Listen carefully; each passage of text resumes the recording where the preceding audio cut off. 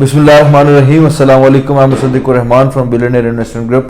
अब पिछले कुछ दिनों से, बल्कि कुछ टाइम से लोग कह रहे हैं कि यार इंस्टॉलमेंट बेस्ड जितनी भी प्रोजेक्ट्स हैं वो क्रैश कर रही हैं। और अगर तो मैं देखूं पूरे के पूरे पूरी दुनिया में दो किस्म की इन्वेस्टमेंट्स होती हैं। एक आप रियल एस्टेट में कैश की प्रोडक्ट्स में इन्वेस्टमेंट करते हैं। पाकिस्तान में आप लोगों ने क्लासीफाई ऑब्वियसली किया है, जिस तरह डीएचए हो गया, Bahria, top city, Gulberg etcetera etcetera. इसके साथ ही साथ इंस्टॉलमेंट बेस्ड प्रोजेक्ट्स होते हैं जिसमें आप चीज़ें इंस्टॉलमेंट पे लेते हैं। ये दो किस्म की इन्वेस्टमेंट्स होती हैं। एंड लोगों का पास्ट 6 to 7 मंथ से कह रहे हैं कि यार कंप्लीटली इंस्टॉलमेंट बेस्ड जितने भी प्रोडक्ट है वो क्रैश कर रही हैं। ये माइंडसेट लोगों का क्यों है? क्या वाकई में मार्केट क्रैश कर रही है? स्पेसिफिकली इंस्टॉलमेंट बेस्ड प्रोजेक्ट्स के लोग क्यों कह रहे हैं? एंड इस चीज से हमें पैनिक होना चाहिए, नहीं होना चाहिए? इंशाल्लाह इन सारी बातों को इस वीडियो में हम डिस्कस करेंगे। कुछ फैक्ट्स एंड फिगर्स आप लोग के सामने रखना चाहूंगा, तो स्टे कनेक्टेड, पूरी वीडियो देखिएगा। Let's straight away get into the topic. यार देखें, अगर मैं पिछले साल 2 साल की एनालिटिक्स उठाऊं, दोनों कैश के प्रोडक्ट्स की एंड दोनों और इंस्टॉलमेंट बेस्ड प्रोडक्ट की भी, तो आपको साफ और साफ अच्छा डिफरेंस नजर आने लगेगा। बैक इन 2020, 2020, 2021 में जब पूरी दुनिया कोविड से सफर कर रही थी, पाकिस्तान का रियल स्टेट स्काई हाई बहुत बूम पे था। मैंने खुद अपने उस्तादों के मुंह से सुना है कि यार इतनी तेज रियल स्टेट हमने पहले जिंदगी में कभी भी नहीं देखी थी। अब वो उसकी कुछ बेसिक रीजंस थे। अगर आप देखें पाकिस्तान में अदर देन रियल स्टेट, अब सारे के सारे स्टॉक्स गिर रहे थे, हर बिजनेस स्टक हो गया था, टेक्सटाइल इंडस्ट्रीज, फैक्ट्री सारी की सारी बंद हो गई थी। There was no other product other than real estate जिसमें आप अपनी इन्वेस्टमेंट्स को सिक्योर करके थोड़ा बहुत प्रॉफिट गेन करना चाह सकते थे। इसके साथ ही साथ हुकूमत ने बहुत बड़ा अच्छा फैसला किया था, जिसमें हुकूमत ने आपका सीजीटी टैक्स वगैरह, आपके जितने भी एडवांस टैक्स हैं, प्रॉपर्टी से रिलेटेड जितने भी टैक्स थे उनको मिनिमम किया था। साथ ही साथ आपको एमनेस्टी स्कीम दे दी थी, जिसकी वजह से काफ़ी ज़्यादा ब्लैक का पैसा आया था हमारी रियल स्टेट में। अब रियल स्टेट में आपको पता ही है, बेसिक रूल है कि जिधर भी जिस प्रोडक्ट में भी ज़्यादा पैसा इन्वॉल्व हो रहा होता है, उसी प्रोडक्ट ने अप्रिशिएट होना होता है, उसी प्रोडक्ट की कीमत ऊपर जानी होती है। तो आपका पूरा का पूरा रियल स्टेट में बहुत ज़्यादा पैसा इन्वॉल्व हुआ था, जिसकी वजह से पूरा का पूरा रियल स्टेट ऊपर गया था। मैं कैश के प्रोडक्ट की अगर आपसे बात करूं तो डीएचए की अगर मैं बात करूं, डीएचए कोयटा आपका 28-30 लाख का आया था कनाल का, और वो तकरीबन करोड़, सवा करोड़, 1.5 करोड़ तक आपका गया था। मतलब मोर देन 300% के प्रॉफिट रिटर्न्स आए थे लोगों को इतना time period of 10 to 12 months. साथ ही साथ अगर मैं इंस्टॉलमेंट बेस्ड प्रोजेक्ट्स की बात करूं तो लोगों ने रूडन इनक्लेव में बेइंतहा का पैसा बनाया, कमर्शियल्स में, फार्म हाउसेज में 400% की रिटर्न्स। 4 लाख की चीज़ ली, उसको 20-20 लाख का सेल किया था इतना time period of 12 to 14 months. Smart city की सारे स्टैट्स आप लोग के सामने, आप लोग डेली बेसिस पे मुझसे ज़्यादा investors and clients smart city के मार्केट से ज़्यादा वाकिफ होते, क्योंकि वो पल पल की खबर रख रहे होते। लोगों को 400 से 500% की रिटर्न्स मिले थे with in a time period of 8 to 10 months. ये टाइम था जब आपका रियल एस्टेट कंप्लीट बूम में था। आपका हुकूमत भी आपका साथ दे रही थी, पैसा भी आ रहा था, ओवरसीज पैसा। अब देखिए ओवरसीज बंदे ने इतना माशाल्लाह ज़्यादा पैसा भिजवाया था in the sector of real estate back in 2020, 2021 के एंड तक कि रियल एस्टेट बहुत ऊपर गया था। फिर आहिस्ता आहिस्ता आपका कोविड ख़त्म होता गया, आहिस्ता आहिस्ता आपके जो पॉलिसीज़ हैं गवर्नमेंट की वो चेंज होती गई, आहिस्ता आहिस्ता रिजीम चेंज आने लगा। रिजीम चेंज इन सबसे पहले ना सिर्फ कोयटा, ना सिर्फ लाहौर, बल्कि इस्लामाबाद की मार्केट भी बहुत अच्छी थी, कराची की मार्केट भी, कराची का बहरिया अगर आप देखें, जहाँ 2020-21 में इतनी ज़्यादा लिटिगेशंस और केसेस भी चल रहे थे, स्टिल आपका कराची का बहरिया अप्रिशिएट कर रहा था, डीएचए अप्रिशिएट कर रहा था। फिर रिजीम चेंज आया, फिर डॉलर ऊपर जाने लगा, फिर आपके जो रियल एस्टेट के रिलेटेड पॉलिसीज थी वो चेंज होने लगी, जिसमें आपका सीजीटी टैक्स मतलब मैक्सिमाइज हो गया, एडवांस सेल्स टैक्स मैक्सिमम हो गया आपका। साथ ही साथ सोने पे सुहागा रिजीम चेंज आया, साथ ही साथ अमेरिका की इन्वॉल्वमेंट, आईएमएफ, डिफॉल्टर होने लगा हमारा मुल्क। फिर क्या हुआ आपका कि आपका जो डीएचए कोयटा करोड़, सवा करोड़, 1.5 करोड़ तक था, वही चीज़ आपकी 70 लाख 80 लाख पे आने लगी। आपका आज से मतलब 5-6 साल पहले जो फेज़ 9 प्रिज्म की जो बेस वैल्यू थी प्लॉट्स की, वही वैल्यू आज भी है। आपके इस्लामाबाद की अगर मैं आपसे बात करूं, डीएचए, इस्लामाबाद का डीएचए सबसे ज़्यादा स्लो है। आपका बहरिया फेज 7 फेज 8 देख लें इस्लामाबाद के, इवन दो कि वो कमर्शियल अब हब हैं आपके बहरिया के, उनकी जो प्राइसेस थी वो स्टैग्नेंट हो गई, बिल्कुल स्टॉप हो गई, बिल्कुल ऊपर नहीं जा रही थी। आप लाहौर के डीएचए की बात कर लें, लाहौर के डीएचए की फेज 7 फेज 8 देख लें, जहाँ पे commercials maximum number of commercials में कंस्ट्रक्शन स्टार्ट हो गई थी because of the amnesty scheme. आप during the early stages of 2022 सारी की सारी स्टॉप हो गई। जो सबसे बड़ा धचका लोगों को मिला वो था 2022 के मिड में। ये बात कर रहा हूं मैं जून और जुलाई के बाद से, जब इंस्टॉलमेंट बेस्ड प्रोजेक्ट्स भी आपका नीचे जा रहा था। लोग टर्म यूज करते हैं कि यार बिल्कुल क्रैश कर रहा था, लोग बिल्कुल टर्म यूज करते हैं कि इंस्टॉलमेंट बेस्ड प्रोजेक्ट्स बिल्कुल क्रैश हो गया। इसी तरह आपका जो डीएचए वगैरह है वो उसकी जितनी भी वैल्यूज थी, जितने भी प्रॉफिट थे, जो प्राइसेस थी वो स्टैग्नेंट हो गई, वहीं पे फुल स्टॉप हो गई। अब इसमें बहुत सारे रोल प्ले करते हैं। आपका सीजीटी टैक्स हो गया, रिजीम चेंज हो गया, आपके डॉलर्स हो गया, एक्सेट्रा एक्सेट्रा। साथ ही साथ अगर मैं रियल एस्टेट के अलावा डिफरेंट मोड ऑफ जहाँ पे लोग इन्वेस्टमेंट्स करते हैं, इसी साल उनके हालात देखें। जहाँ स्टॉक की मैं अगर बात करूँ, स्टॉक कंप्लीटली डेड।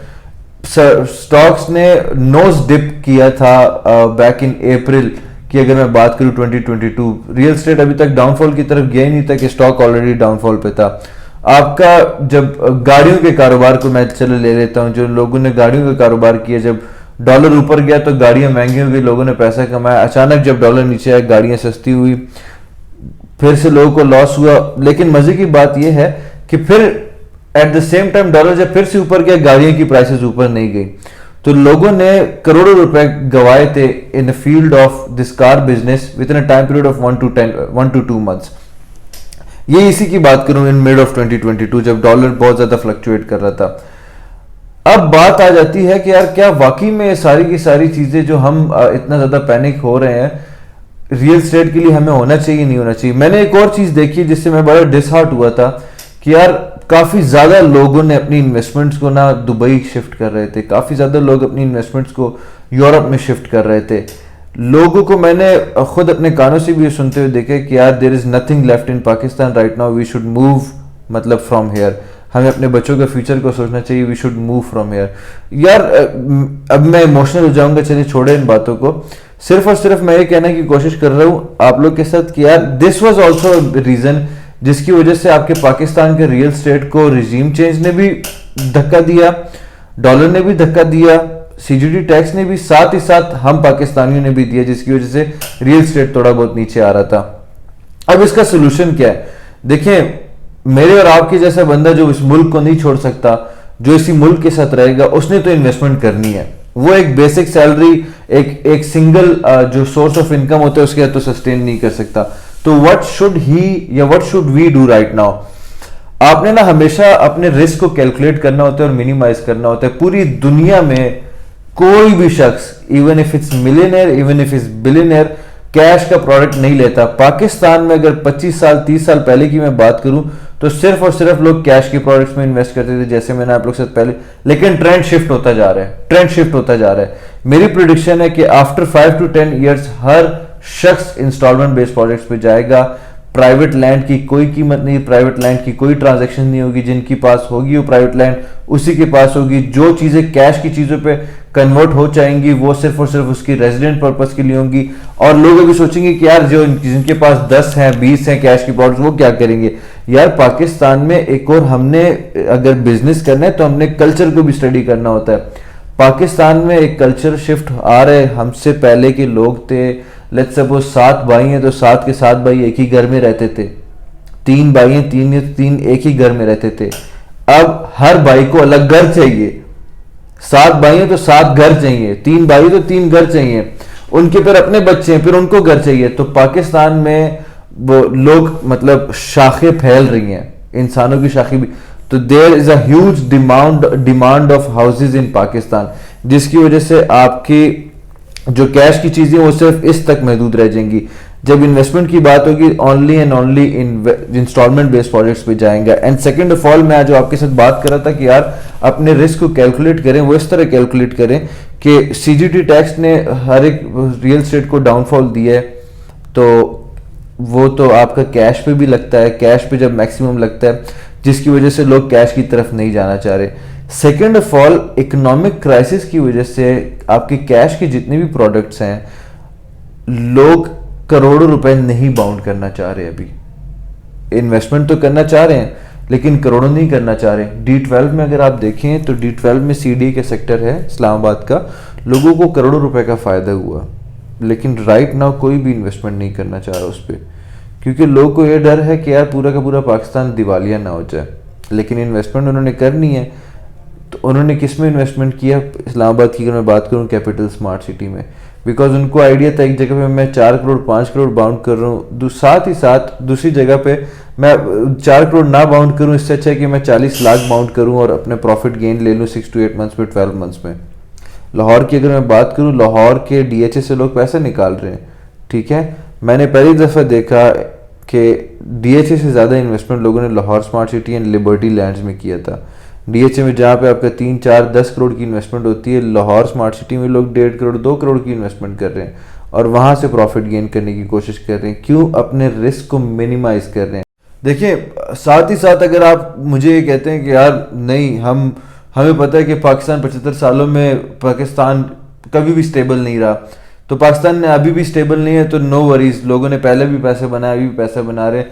और अगर आप कैश के प्रोडक्ट में ही अपनी इन्वेस्टमेंट को सिक्योर करना चाहते हैं, 5 से 10 साल की अगर इन्वेस्टमेंट करना चाहते हैं, तो आप DHA के बहुत अच्छी अपॉर्चुनिटीज़ हैं, बहरिया की बहुत अच्छी अपॉर्चुनिटीज़ हैं, प्राइवेट सेक्टर की प्राइवेट सोसाइटीज़ हैं जो कैश की सोसाइटीज़ हैं, जैसे कि गुलबर्ग हो गया, बहुत अच्छी इन्वेस्टमेंट अपॉर्चुनिटीज़ हैं।